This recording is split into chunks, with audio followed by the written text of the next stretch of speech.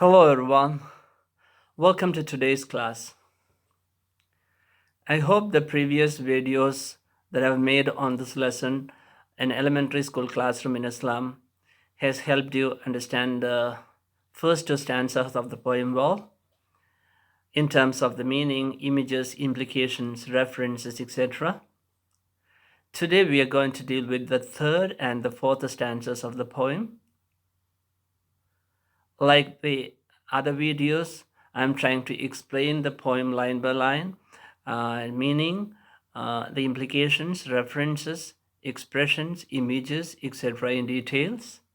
If anyone has got any doubt in any part of it, you may send the messages so that I can clarify your doubts, as well as it'll help me improve the videos further. So today we are going to read the last two stanzas first. After that, we will have a general discussions. Following that, we will have a line by line explanations in terms of the images, references, meaning, implications, etc. So, are we ready? Let's read the poem together. Here we go. Surely Shakespeare is wicked. The map a bad example, with the ships and sun and love tempting them to steal. For lives that slyly turn in the cramped halls from fog to endless night, on this slag heap these children wear skins peeped through by bones and spectacles of steel with mended glasses, like bottle bits on stones. All of the time and space are foggy slum, so blot their maps with slum as big as doom. Unless governor, inspector, visitor, this map becomes their window, and these windows that shut upon their lives like a catacombs. Break, oh break, till they break the town, and show the children to green fields and make their world run azure on gold sands. And let their tongues run naked into books, the white and the green leaves open. History is theirs, whose language is the sun. Let's have one more reading about the same. So now the poet is talking about their real condition, the present condition, even hinting that under this condition, these children are no longer able to break over and reach out to the bounties of nature or the opportunities available in the world. So he is even telling the authorities it is high time that they looked into the needs of the slum children and helped them out to a better world. So, with this understanding, let's have the second reading. Please concentrate on the words and expressions used here while we read together.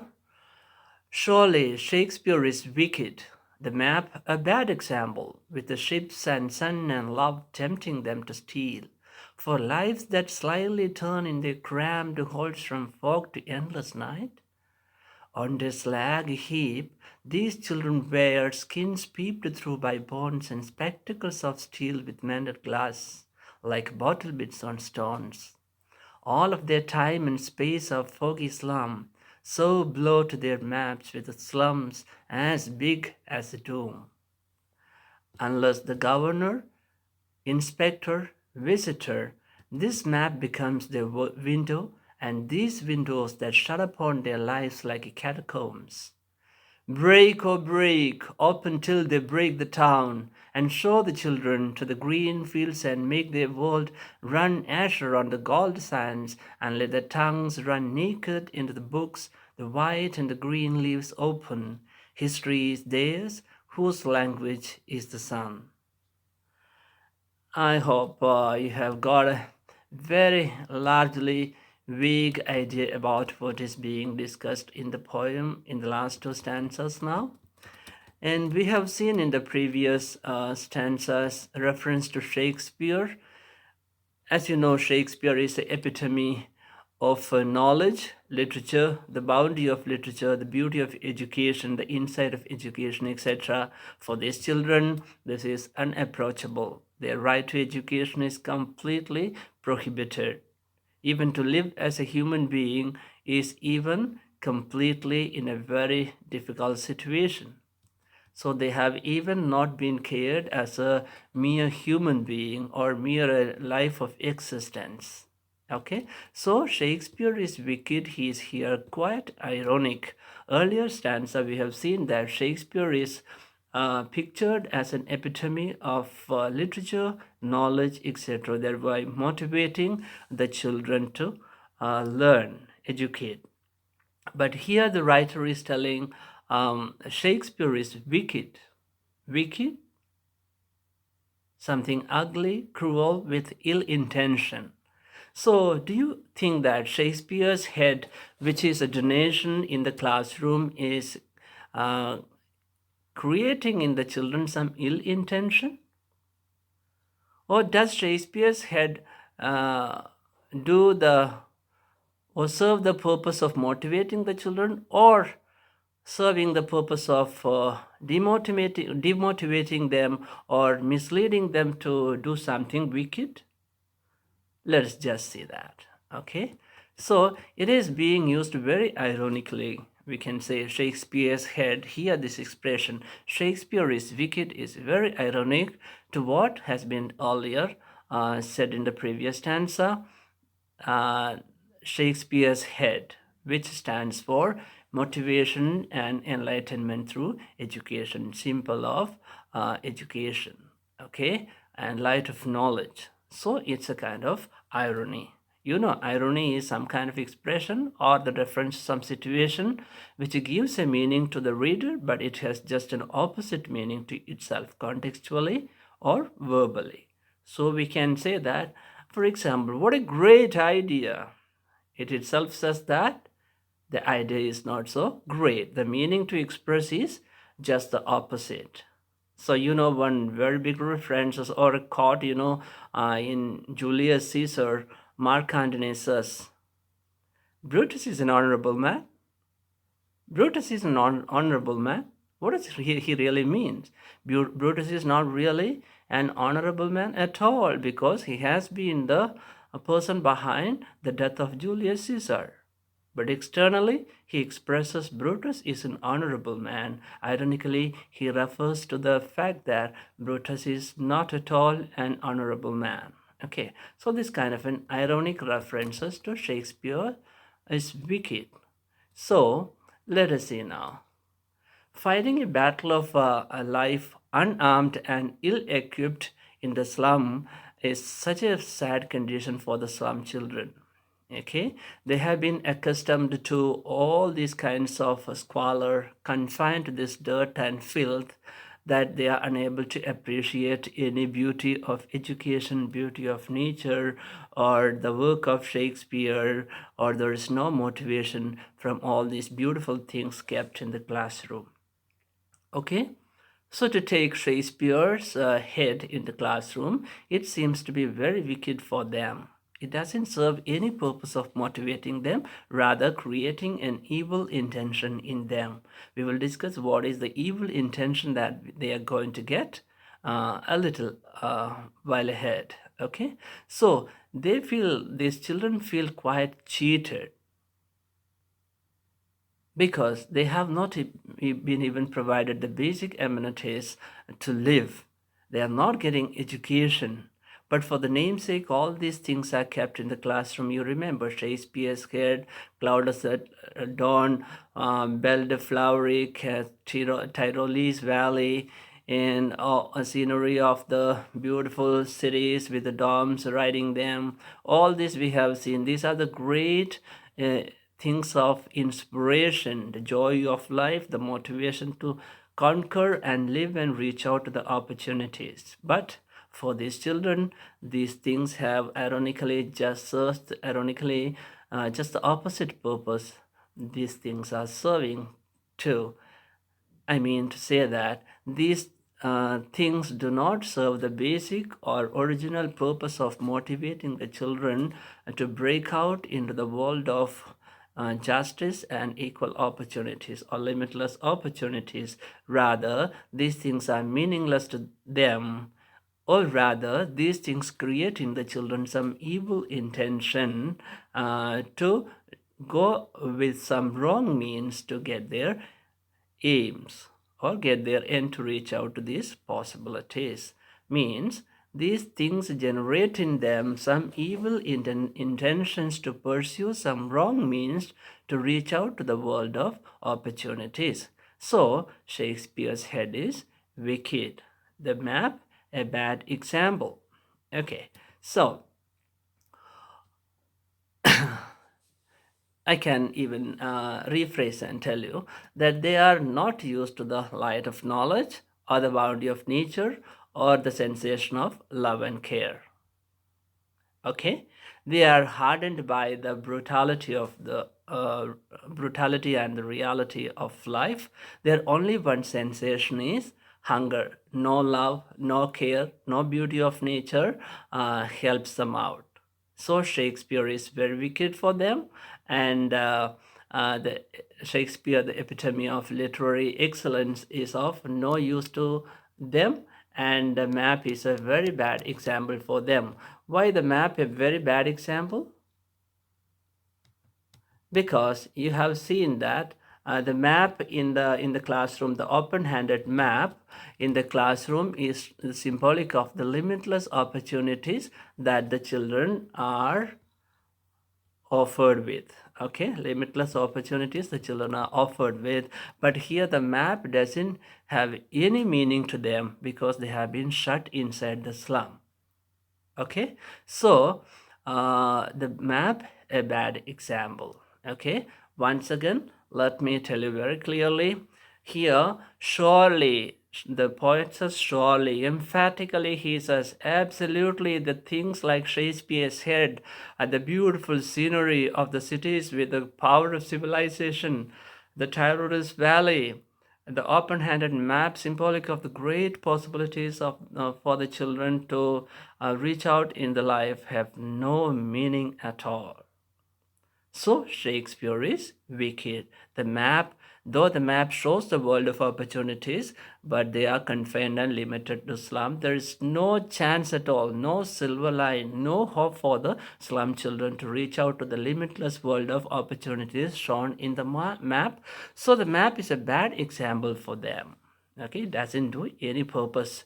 The map with the ships and sun and love. The ships and sun and love all refers to the valley, the scene, the scenery in the classroom, showing the kind of scene of sunlight, energy, power, ships, and all buildings and other civilization of the world, and love and care, which are completely away from these children. They don't understand the feeling of love and care, support, because they never get it from any quarters.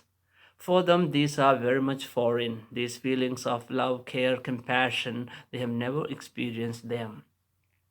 So this is a map is a bad example with the ships and sun and love tempting them to steal. Okay, so these things in the classroom do not serve the primary purpose of motivating them or to invigorate them or to energize them or to drive them into action to progress and develop and reach out to the bounty of nature and the limitless opportunities and live a happy life, to make a history of themselves. It is not at all serving the primary purpose. Rather, these things will motivate them to steal because they know the only one sensation, that is a sensation of hunger, poverty, dirt, filth. They want to escape from it. So these things will not serve the primary purpose of motivating them. Rather, will create evil intention to think following some wrong methods or wrong means to reach out to this colorful life or to reach out and enjoy these great possibilities. So that is what the meaning of the lines. Because their lives are slyly turned in their cramped holes. Why do these things tempt them to steal? Because they are living a life slyly. Slyly means unnoticed. Turned in the cramped holes. Cramped holes means crammed, having very less place. Their living conditions, living dwelling place is just like a holes, just a street, just a kind of slum. just with the rickety houses without any proper construction. Okay, they are living in complete perpetual poverty. So, and their life is living, they live their life unnoticed from fog to endless night. Their life, there is no brightness in their life. Earlier lines we learned their future is painted with the fog. So, that is what their life is. From fog, their life, the future of their life, or this imaginative, fanciful, luxurious life, the future dream is hidden in the fog of poverty from morning to endless nights. Can you tell me why endless nights? Their nights are endless. Why? We know night will end and the day will come. For these children, the nights are longer. Why? Because they are hungry. They can't sleep because of their hunger, so the night seems to be longer. So from morning to the longer night, they undergo only one sensation, the sensation of hunger, poverty. So for such children, this Shakespeare's head, this map, or this all the lovely things and scenery in the classroom have no use, no use of motivating them. Rather, it may really motivate them to create in them some evil intention to steal or use a wrong means to reach out to the world of happiness or luxury or facilities. That much they are struggling. So they are living unnoticed, uncared, unsupported in the cramped halls of their dwelling, from fog, from the morning, brightless morning, to the endless night. Throughout their life, they are covered by the fog of poverty. Their nights are endless because their nights go completely hungry. They don't have anything to eat. They can't get a sound sleep, so their nights go endless. Okay, so hope you go understood the four lines. I've been repeating it many times because my intention is to make you feel it completely thorough with each line, each word, each expression, and the total meaning. Okay, so now let us go to the next part of it. Hope you understood the four lines clearly well. So it simply means that their only sensation is hunger, and which is forcing them to steal for their food and for mere existence. Okay, so education is a far cry for the children, and through education only their poverty can be completely eradicated. Okay, so that is what the thing that we have try to understand. Okay, so why do they steal? Because of ignorance and because of poverty. Okay, so fog to endless night. Once again, the slum children make a frantic and desperate effort from the foggy morning to endless night of hunger to struggle and to strive for their existence and support life. Okay, so let's go ahead to the next line.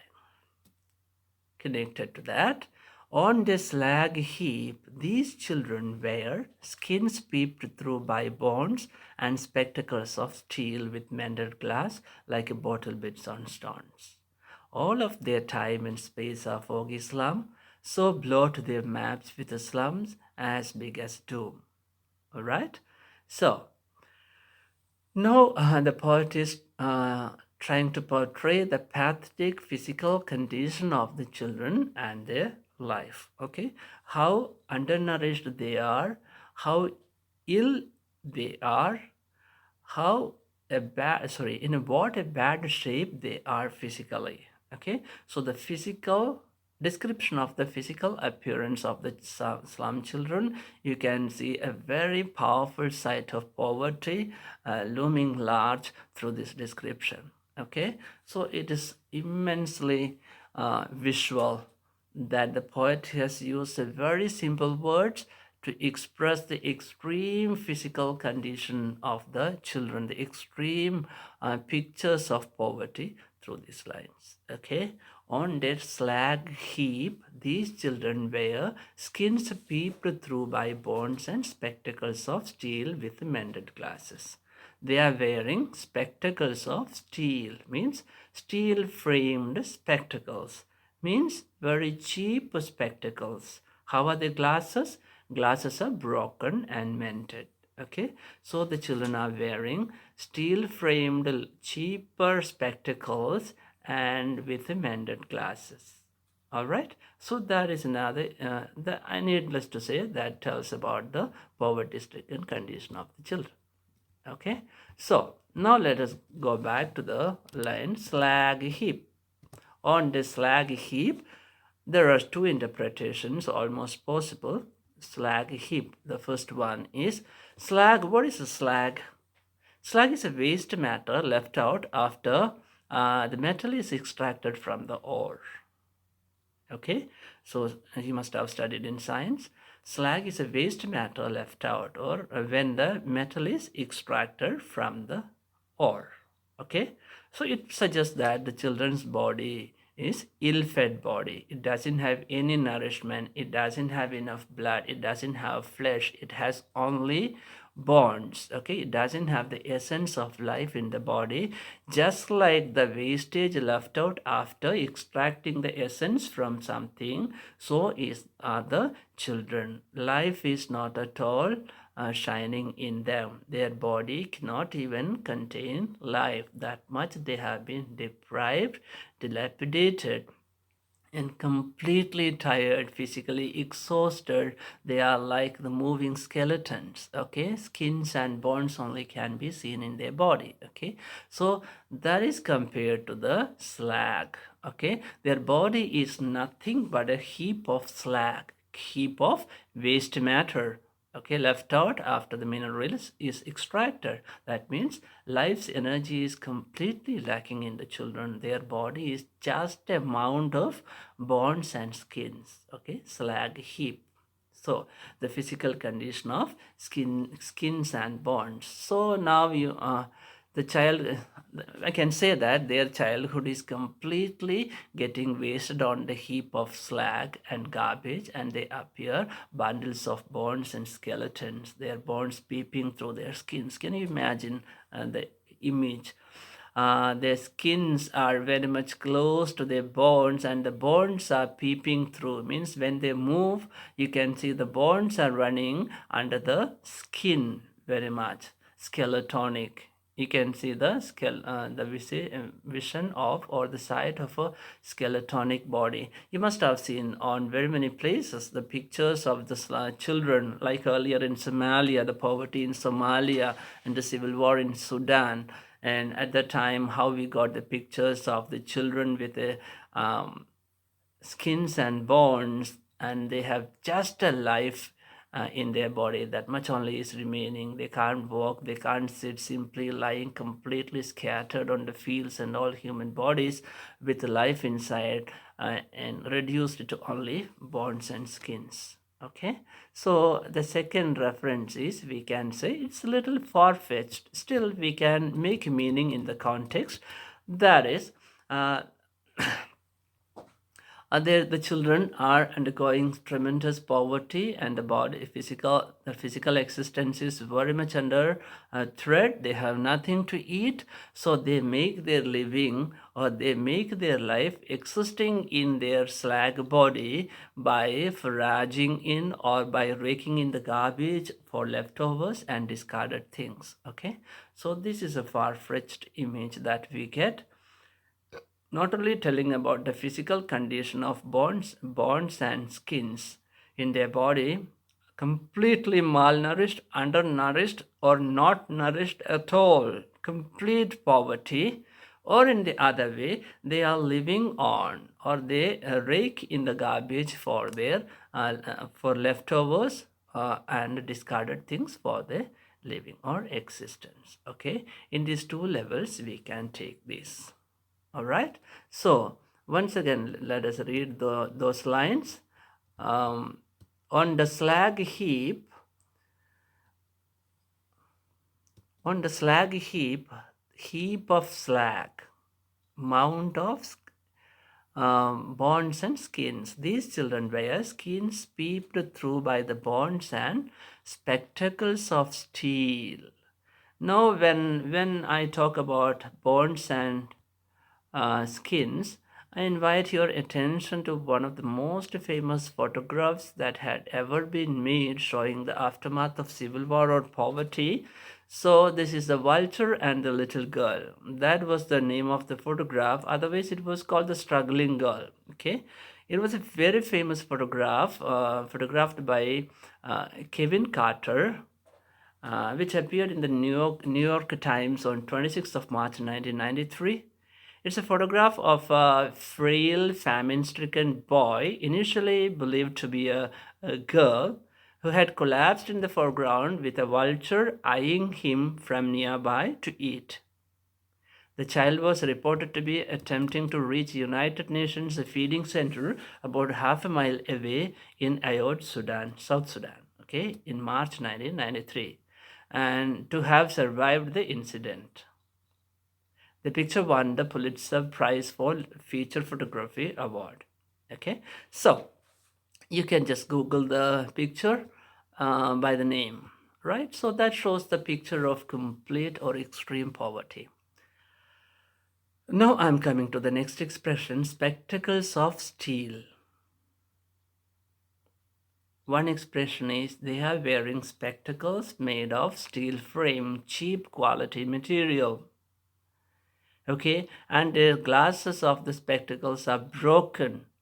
It damages their health further, eyesight further. It also suggests that the children are malnourished and they have a very poor eyesight or are, what I can say, vision impaired, right? Another one is, we can say the spectacles of steels and mender glasses are the things which are the leftovers by the rich. Okay, even the spectacles they wear are discarded by the rich. We can take in that way. All right, this is the second interpretation. And the third one is industrialization. I'm bringing your attention to industrialization. During industrialization, large number of workers were flowing into cities from the villages, okay, and various races, the black, the racial minorities, all were rushing down. Some even left the villages with their little farming in the pursuit of greater benefits in the cities. Okay, so in industrial areas, the workers used to wear glasses to protect their eyes from the chemicals and all kinds of lights or all kind of radiation, etc. So they used to wear the steel spectacled, cheap quality kind of eye covers to protect the eyes. Okay, so that also suggests that these spectacles must be the ones which have been used by the laborers and thrown away somewhere. The children are using them in that way as well. We can say the spectacles of steel. Okay, so I think you got the idea about these references. Let me read it once again and tell you. I know I'm elaborating a bit more. It's a little difficult to understand. Okay, on the slag heap, these children wear skins peeped through by bones and the spectacles of steel with mended glass, like bottle bits on stones. Who are like bottle bits? The spectacles worn by the children, or the children with the spectacles, steel framed spectacles, the cheap quality spectacles with the mended glass, are similarized to bottle bits on stone. Simile, bottle bits on stones. Once again, the shining of the steel framed spectacles with the mended glasses worn by the children, slum children, are similarized to the shining of bottle bits on stones. Okay, so that is the one explanation. Once again, the shining steel framed spectacles with mended glasses worn by the very skeletonic and skinny slum children is similarized to the shining of the bottle bits on stones. Okay, and next explanation, Please listen to it carefully. The life of the slum children, the poverty-stricken slum children, the life of the poverty-stricken slum children is as shattered as the bottle bits on a stone. Have you got it? The life of the slum children is as shattered and broken like a bottle gets broken on a stone. Okay, these two explanations must be apt to the lines. Okay, now let us conclude the stanza. All of the time and space are foggy slum. We have seen from morning to endless night, they are in the foggy slum without any light for the future. Their future is painted with a fog. All of the time and space are foggy slum. So blot their maps with a slum as big as doom. So blot their map. This foggy, dirty slum, which is a shame and a blot in the map of the world, which is depicted in the classroom. Okay, so the map the slum is a big blot. Blot means a shame, a black mark. Okay, a very big blot. Blot their maps. It is blotting their maps. It's dirtying their map. It is putting shame on the beautiful map, the world of opportunities, world of life, of happiness and spirit. This slum is a shameful condition. So the slum is shown as a big blot in the map of world opportunities, for possibilities, it is luxuries of life. Okay, so this map is a shame for the civilized society. That is what the poet is telling.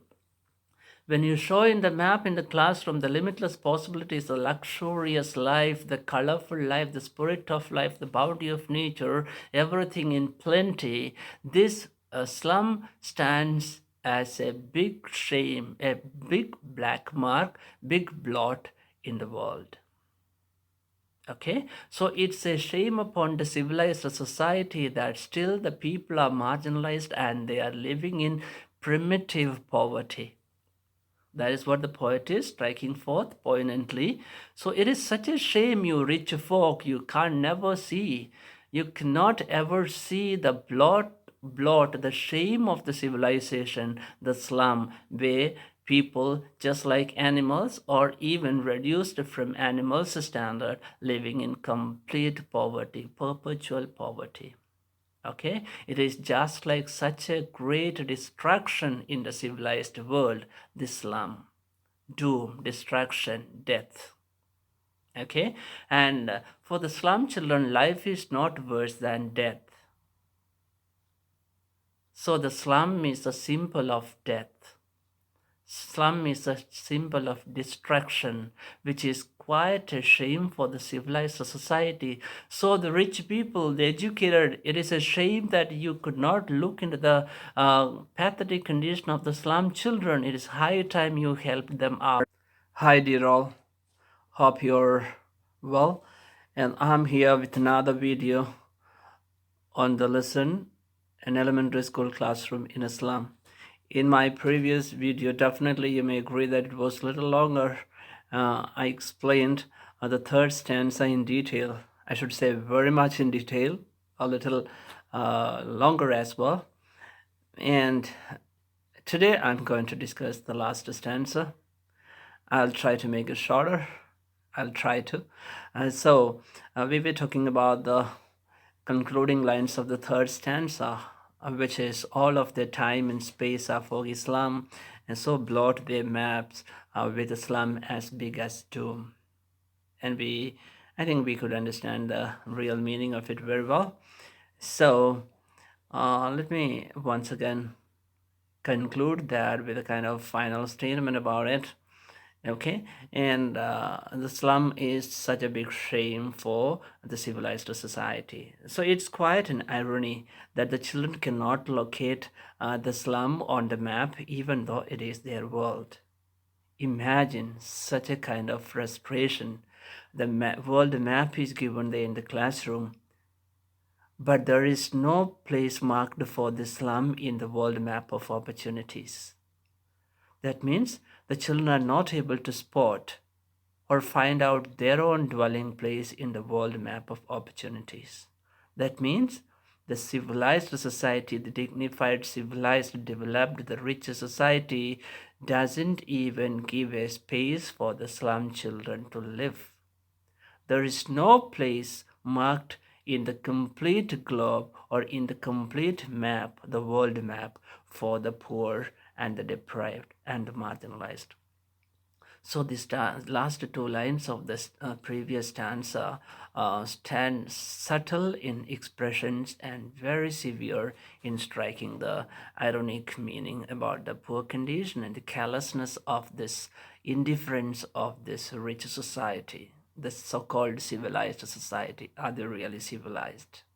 So it's quite an irony that the slum children cannot locate the slum, their own dwelling place, on the map of world possibilities, even though it is their world. That is really terrible. So the slum is a disgrace to the civilized, dignified society. And the poet calls for urgent need by the rich and the resourceful people to come out from the thick cocoon of their complacency and inhumanity. Once again, let me tell you.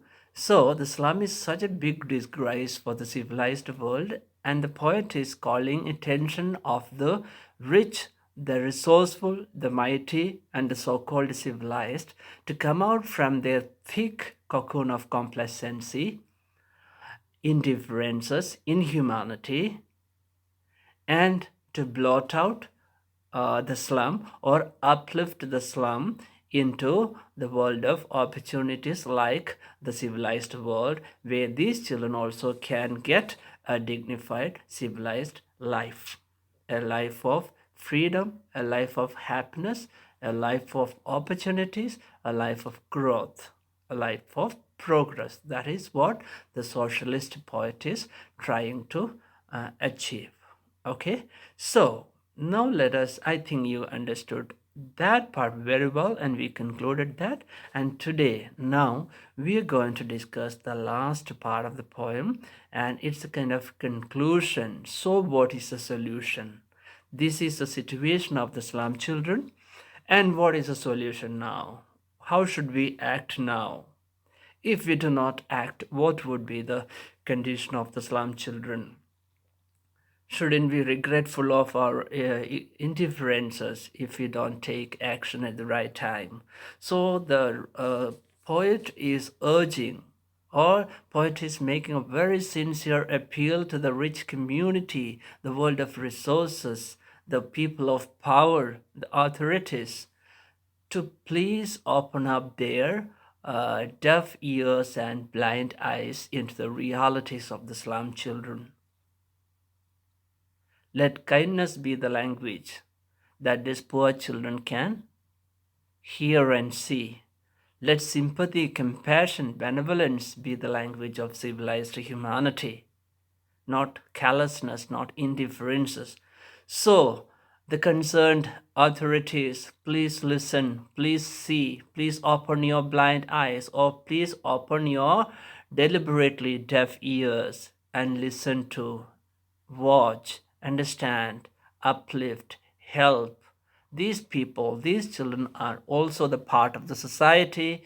God has given them equal rights and resources and opportunities.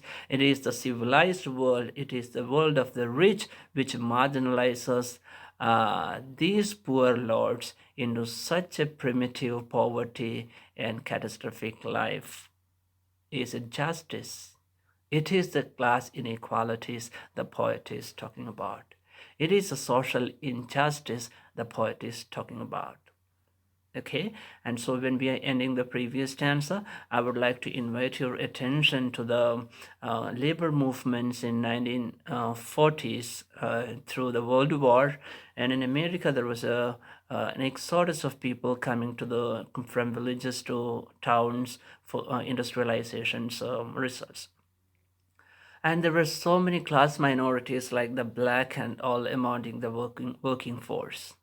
But there were a lot of racial discriminations even regarding giving employment among the workers as well. So the black were completely or very much discriminated in the labor phase as well. So in 1941, I think the name is Philip Rudolph, as a leader of the labor class, threatened the authority with a march on Washington. Okay, so the government feared that would be very tremendously problematic for the government or the country. So the then president Roosevelt appointed a commission looking into the racial discrimination in the labor class people, or in the scenario for giving employment to. So equality of employment against the racial discrimination. An executive committee was formed to look into the discriminations among, and we can say that may be a step towards stopping the discriminations, etc. So I make this reference to bring forth an idea to the reference of like bottle bits on the stone. Here, bottle bits on stone, dark in color. We can take it in that way in order to explain the context. And the bottle bits are shining on the stone. And what are like the bottle bits? The shine of the spectacles, metal framed spectacles.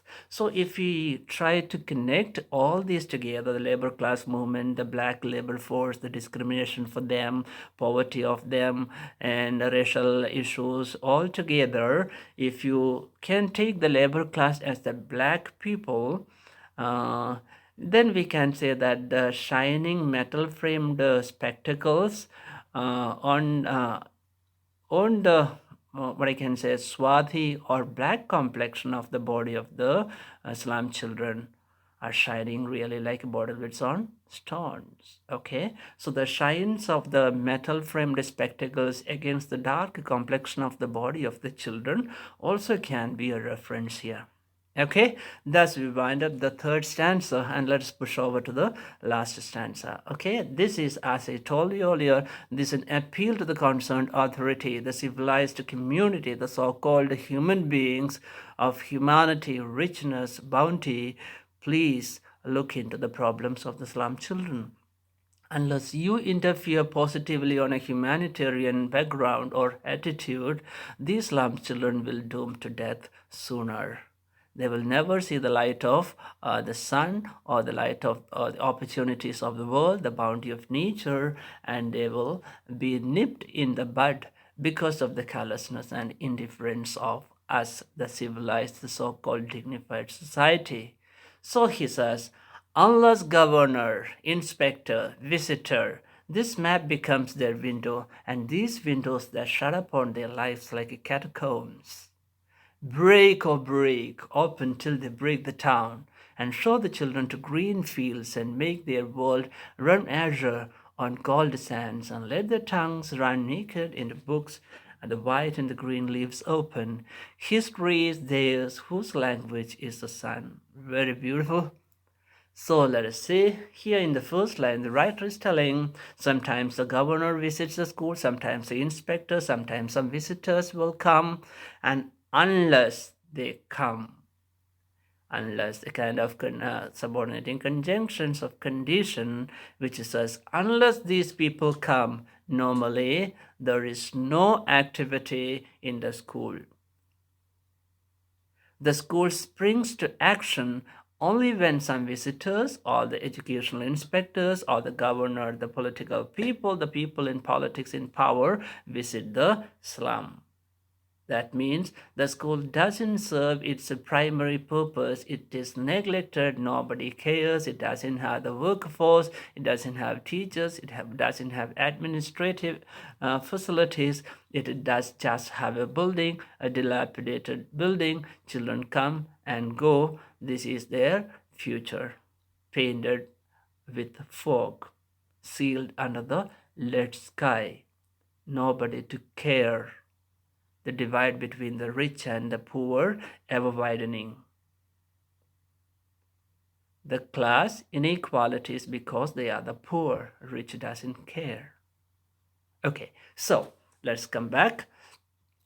Unless the governor, inspector, visitor, this map becomes their window. If nobody comes to school as a visitor or inspector or governor, nothing happens. Educational activities don't take place in the school, so it is just a mockery of the education system. Nobody is there to question the kind of fallout or the kind of happenings here, so nobody bothers about the life of the children. Neither political system nor education department nor the public have any concern for these poor children. Everybody has to be blamed. So it is high time we, the humanity, look towards the slum children with a little bit of compassion, consideration, kindness, sympathy, empathy, and try to uplift them, consider them as equal human beings with equal right. The bounty of nature is not confined to the rich but to the poor as well. So rise up, gentlemen. It is time for us to look into the brutal reality and help the needy. Socialistic welfare. Okay, so the map becomes their window, and these windows that shut upon their lives like catacombs. Unless we rise up to the occasion and try to help these children, these maps become their window. Through this map, they see the world of nature and the limitless world of possibilities outside. Okay, uh, within the space of the map, they see the limitless possibilities of the world, the earth, the outside world, the nature's boundary, etc. Okay, just like they see through the window of the classroom the little outside world, a streak of the sky is sealed up. Okay, so they see through the windows of the classroom the outside world limited to a little far. Just like that, just like the slum children get a little view of the sky outside world through the narrow window of the classroom, the children get a little view of a slight view of the great outside world through the world map in their classroom. Okay, so the map becomes their window.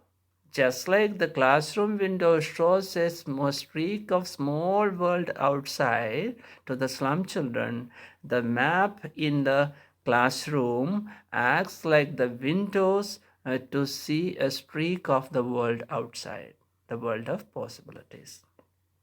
Okay, so let us go ahead. I was telling, unless the inspector and the concerned people come, this system, education system, will remain a mockery. Okay, nothing takes place unless these people come around. Or it simply tells that the school springs into life and action only when the governor, inspector, or a visitor comes there. Otherwise, it is just a school for namesake. Nothing really happens. This is what the education meted out to the poor. Can you expect they can ever make history as written in the last slide? Can they ever rise up? Can they ever can they ever fill their stomach with a 3 times meal? Can they ever have some thoughts about their education? Can they ever have life in themselves to fight the oddities, the inequalities? So that is what the writer is trying to say.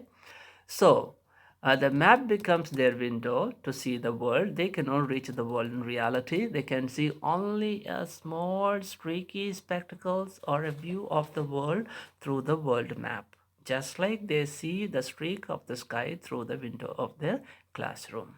Okay, so as the window of the classroom shuts them from the view of the world outside, the map of limitless possibilities shut their view about the world within the map itself. Once again, as the window of the classroom shut them from the view of the world outside, the map of limitless possibilities, the world map, the open-handed map in the classroom, shut their view about or views about the world within the map itself, limited. Okay, so The windows, the map confined their fancy about the world of limitless opportunities. So this map is like a window. Okay, it shows a slight view, a short view, a little view. I think you got it.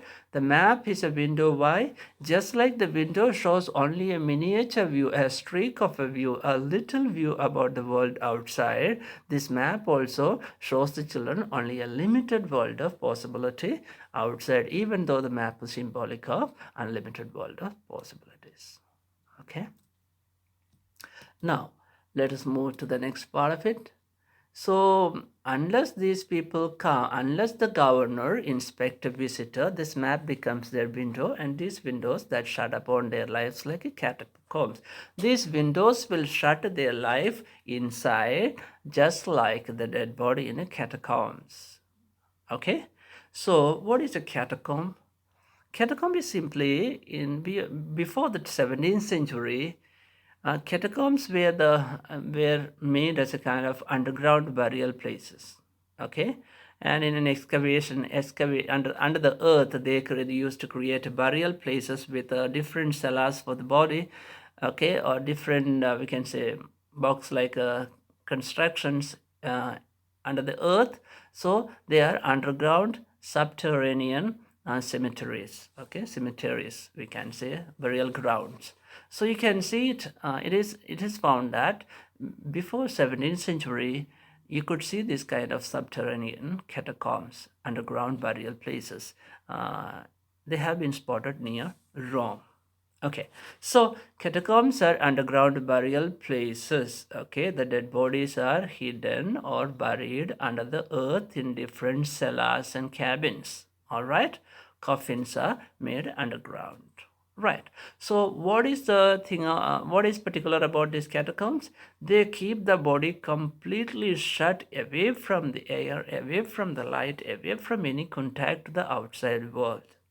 All right, completely confined to itself. Now it is very simple for you to understand the simile. The life in the slum children completely cut off and confined to itself without any connection to the outside world, in complete poverty, no possibility of escape, no possibility of improvement or progress, confined or destined to die here in itself, is similarized to the confinement of a dead body in a catacomb, not only in a catacomb, and under the earth in a subterranean cemetery. Okay, so life in a slum area is compared to the dead body in a catacombs. That is very simple. Impossible to come out, impossible to develop. Okay, impossible to connect to the world outside. Now, this is the condition. So what shall we do? Break or break. So these big walls of complacency should be broken. This big wall which hides or prevents the children to see into the world of opportunities outside should be broken. Is it a concrete wall that shuts the children away from the limitless possibilities? No, it is not the concrete wall. It is a wall of attitude. It is a wall of complacency by the rich. It's a wall of indifference. It's a wall of callousness. Callous, C-A-L-L-O-U-S, callousness, hard-heartedness, indifference. Okay, so let us break this callousness, the great wall of indifference of the society, the rich, and let the children run into the world of possibilities and amass the wealth of opportunities, amass the wealth of education. Let them grab the opportunity as voracious beings, eat the books up, educate themselves, develop them, and achieve their progress like any other civilized community. That is what the great appeal of the poet. Okay, so break or break. You have to break the walls of complacency and indifference of inhumanity meted out to the poor people. You have to break the wall of inequality. You have to break the wall of injustice, indifferences that the rich have built against the poor. Okay, so let us break such kinds of complacency and such kinds of narrow-minded conscience, such kind of selfishness, such kind of indifferent attitude of the rich. Let us break such a complacency of the rich, so that they will see into the reality of their own brethren living, their own slum children living, their own children like their own living in such a squalor. They will understand that another world of brutal reality exists beyond their civilized luxuries and flamboyance of life. So they will have some silver lines of sympathy, some light of sympathy into their mind, compassion into their heart, to come out and see the terrible condition of the slum children, help them, uplift them into the world of opportunities like anybody else. Let us sow the seeds of equality, justice, compassion. Let us break the wall of complacency. Let's break the wall of inhumanness. Let's break the wall of indifference. Let us treat the slum children as brothers and sisters or our own children. Let them enjoy the world like what we do. Let them enjoy nature. Let them get education. Let them get opportunities like each one of us, the rich, because everybody is equal. This is what the complete idea given in the last lines. So now let me explain. Break or break. Who have to break? We all have to break who hold the complacency that we don't care about the poor. We don't want to think about them. The so-called polished, civilized, rich society who is completely turning their back against the poor. Realize, break the wall of indifference. Okay, and break or break open till they break the town, and help the children reach out to the town. Let us uplift the children to break their own weakness of confining themselves in. Let us strengthen them to break this big wall of indifference and injustice meted out by the rich. Okay, so break or break. Let us help the children break the big wall of injustice to enter the town of possibilities, opportunities, boundaries of nature into the real world of progress and wealth. Okay, so break or break. What is a figure of speech? Break, break. We can feel, we can hear the sound. So sound echoes the meaning. Break or break, breaking sound, right? Roar, roaring sound, like the splash. Sound echoes the sense. The figure of speech is onomatopoeia. Onomatopoeia, onomatopoeia. Okay, so, and show the children. What should we show the children? To the green fields. The green field stands for nature. Okay, and let us show the green fields of development, the green fields of growth, green fields of progress.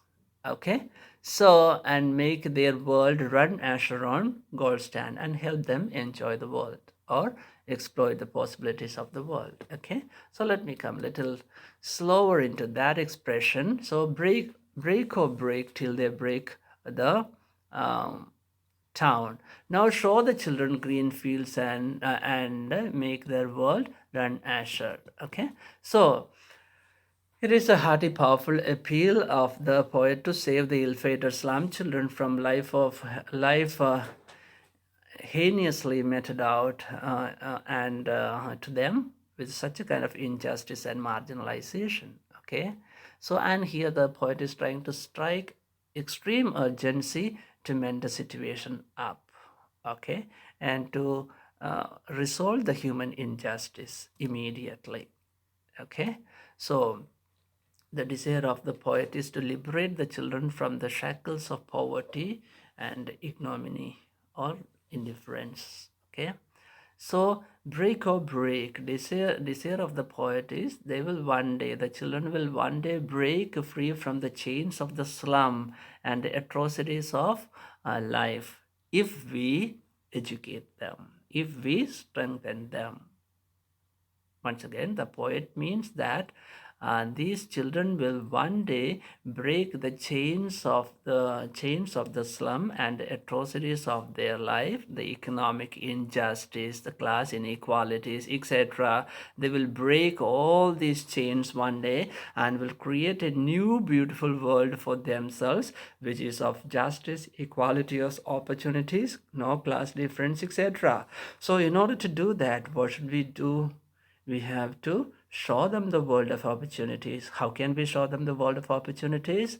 Through education. We have to educate. So the writer is once again striking the key point of the fundamental right to education. Okay, so education is the tool for all the kinds of development, enlightenment, understanding of one's own rights and duties and possibilities of progress, everything. So education is the strongest weapon for human development. So these slum children, the school itself is a kind of mockery. So the first and foremost, or the one and only thing we have to do is educate these poor children, just like we educate our civilized children, rich children. Okay, so then now let's come back to the lines again. The green fields and golden sands. Green fields stand for the nature. Okay, nature is carefree. Nature is free for everybody. So the green fields and golden sands all together stand for carefree, happy life. Okay, so green fields stand for all the greenery greenery is a symbol of progress, richness, right? So nature is green. Let the children enjoy the bounty of nature. Let them run everywhere in the green fields of earth. Let them enjoy nature. Let them exploit nature. Let them enjoy all the possibilities and opportunities and the bounties of nature.